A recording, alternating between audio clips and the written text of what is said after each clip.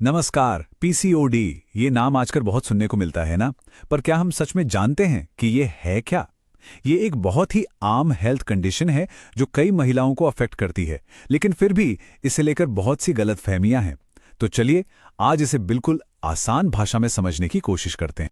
शुरुआत एक ऐसे आंकड़े से करते हैं जो शायद थोड़ा चौंकाने वाला लगे। कुछ शहरी इलाकों में पीसीओडी से लगभग 22.5% महिलाएं प्रभावित हैं। मतलब करीब करीब हर 4 में से एक। ये कोई छोटा मोटा आंकड़ा नहीं है, और यही वजह है कि इसके बारे में सही जानकारी होना बहुत जरूरी है। तो पीसीओडी आखिर है क्या? देखिए, ये एक हार्मोनल कंडीशन है। इसे ऐसे समझिए, आमतौर पर महिलाओं की ओवरीज यानी अंडाशय में हर महीने अंडे बनते हैं, लेकिन पीसीओडी में ओवरीज बहुत सारे अधूरे या अविकसित अंडे बनाने लगती हैं, और यही अंडे समय के साथ छोटे छोटे सिस्ट यानी गांठों में बदल जाते हैं। आज हम पीसीओडी को इन 6 हिस्सों में समझेंगे। सबसे पहले ये है क्या, फिर इसके लक्षण और कारण क्या हैं, डॉक्टर इसका पता कैसे लगाते हैं, इसे मैनेज कैसे किया जा सकता है, इसमें खान पान का क्या रोल है, और आखिर में इसके साथ एक हेल्दी जिंदगी कैसे जी जा सकती है। तो चलिए पहले कदम से शुरू करते हैं। पीसीओडी असल में है क्या? अगर इसकी बुनियाद समझ आ गई तो बाकी सब कुछ समझना आसान हो जाएगा। एक बहुत बड़ा कंफ्यूजन पीसीओडी और पीसीओएस को लेकर होता है। अक्सर लोग इन्हें एक ही समझ लेते हैं, पर ये अलग अलग हैं। पीसीओडी, जैसा कि नाम में है, मुख्य रूप से ओवरीज की एक प्रॉब्लम होती है। वहीं पीसीओएस एक सिंड्रोम है जिसका असर सिर्फ ओवरीज पर नहीं बल्कि पूरे शरीर के मेटाबॉलिज्म और हार्मोनल सिस्टम पर पड़ता है। और हां, पीसीओएस को ज्यादा गंभीर माना जाता है। ठीक है, ये तो समझ आ गया। पर अब सवाल यह है कि शरीर में ऐसा होता क्या है कि पीसीओडी हो जाता है। चलिए अब इसके लक्षणों को पहचानना सीखते हैं और उन वजहों को समझते हैं जो इसके लिए जिम्मेदार हो सकती हैं। तो शरीर हमें ऐसे कौन से संकेत देता है जो पीसीओडी की तरफ इशारा कर सकते हैं? चलिए इन प्रमुख संकेतों पर एक नजर डालते हैं। सबसे पहला और सबसे आम लक्षण है इर्रेगुलर पीरियड्स। इसका मतलब यह है कि या तो पीरियड्स मिस हो रहे हैं, या साल में 8 से भी कम बार हो रहे हैं, या फिर 2 पीरियड्स के बीच का गैप बहुत ज्यादा बढ़ गया है। दूसरा बड़ा संकेत है वजन का बढ़ना, जो अक्सर कमर के आसपास ज्यादा दिखता है। इसकी वजह हार्मोन्स का बिगड़ता बैलेंस और इंसुलिन रेजिस्टेंस है। इंसुलिन रेजिस्टेंस का मतलब है कि शरीर शुगर को एनर्जी के लिए ठीक से इस्तेमाल नहीं कर पा रहा है और उसे फैट के तौर पर जमा कर रहा है। इन 2 मुख्य लक्षणों के अलावा और भी कई संकेत हैं, जैसे चेहरे या शरीर पर अनचाहे बाल उगना, सिर के बालों का पतला होना या झड़ना, स्किन का ऑयली होना या मुहासे होना, बहुत ज्यादा थकान महसूस होना, और यहां तक कि गर्भ धारण करने में भी परेशानी आना। तो आखिर ये सब होता क्यों है?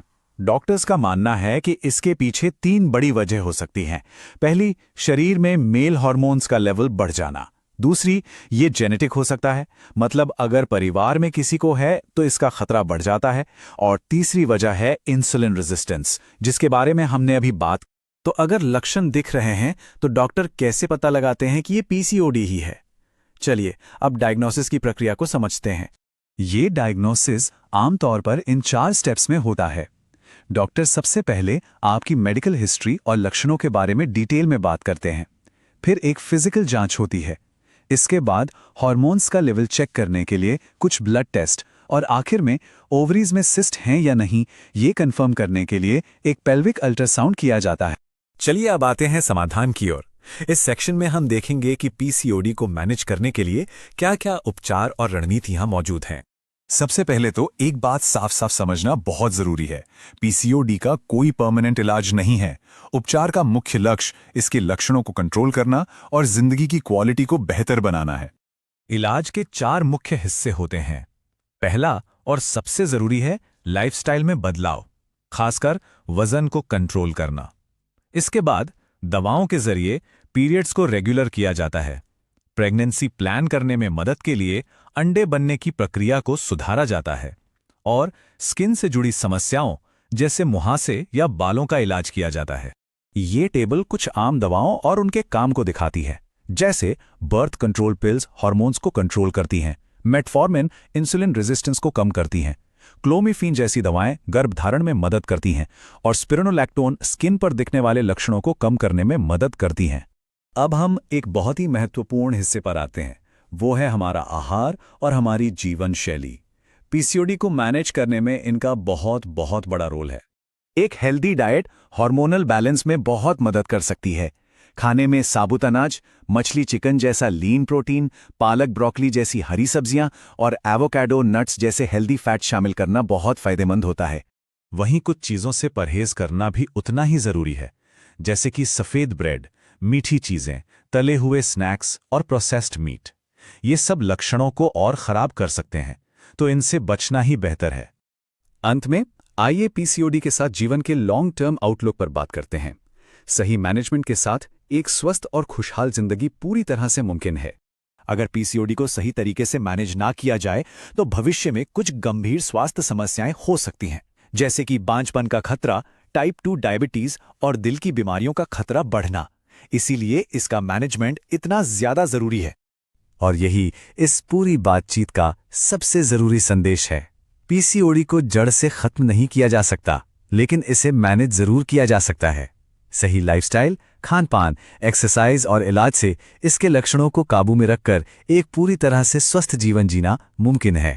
तो आखिर में बस एक सवाल पर सोचते हैं, जब हम किसी स्वास्थ्य स्थिति को अच्छी तरह समझ लेते हैं तो क्या उसे संभालने का हमारा पूरा नजरिया ही नहीं बदल जाता? क्योंकि सही जानकारी ही हमें अपने स्वास्थ्य को बेहतर ढंग से संभालने की असली ताकत देती है। Subscribe and join our community of science lovers.